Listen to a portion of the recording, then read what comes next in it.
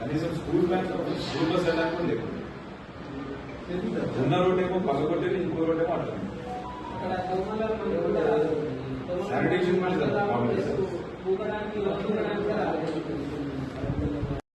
సోమవారం ఉప్పల్ జిహెచ్ఎంసీ ప్రజావాణి నడుస్తుంది కాబట్టి ఇక్కడికి కుర్మానగర్ నుంచి ఫేజ్ 3 నుంచి అందరు రావడం జరిగింది.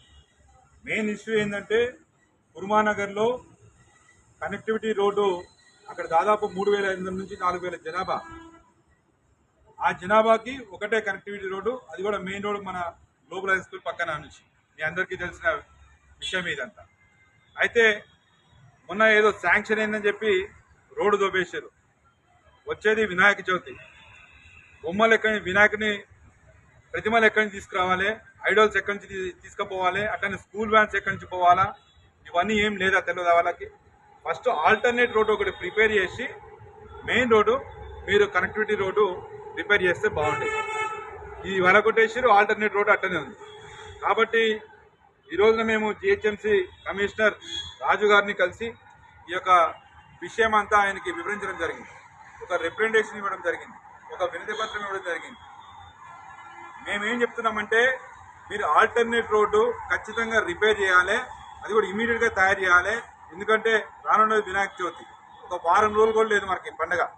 ఈ రోజులో ఎంతోమంది ఆ 3,000 జనాభాలో కనీసం ఒక 15 నుంచి 20 మండపాలు పెడతారు.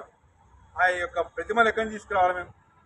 కాబట్టి ఫస్ట్ ఆఫ్ ఆల్ యుద్ధ ప్రతిపాదన తీసుకొని ఈ యొక్క రోడ్డు రిపేర్ చేయాల్సిందిగా మేము ఆయన కలిసి చెప్పడం జరిగింది. అదే కాకుండా మన ఉప్పల్ డివిజన్లో విజయపురి కాలనీ అయితేనేమి, పద్మావతి కాలనీ అయితేనేమి, శాంతినగర్ అయితేనేమి, లక్ష్మారెడ్డి కాలనీ అయితే ఈ రకరకాల కాలనీల కుమ్మరి బస్తీ పొద్దున మా ప్రధాన కార్యదర్శి విఠలరావు గారు ఎమ్మటే పని ఆపించారు అక్కడ.